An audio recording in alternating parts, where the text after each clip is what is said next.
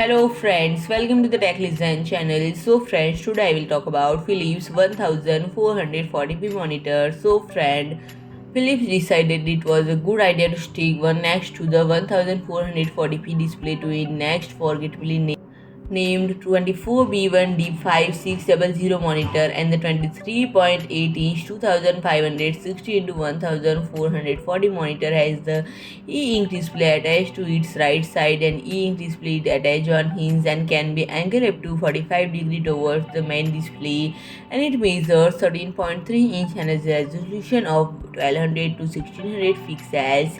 The e-ink display measures 13.3 inch and a resolution of 1200 to 1600 pixels, and the main display features an IPS panel with a 75Hz refresh rate and brightness that tops up at mere 250 cadmium per meter square. It has a typical IPS contrast ratio of 1000 jam1 and a gray to gray response time of 4 milliseconds. It also doubles up docking station for a notebook. It has a USB Type-C input that supports USB PD 3.0 up to 90 watt. It has a built-in Gigabit Ethernet port.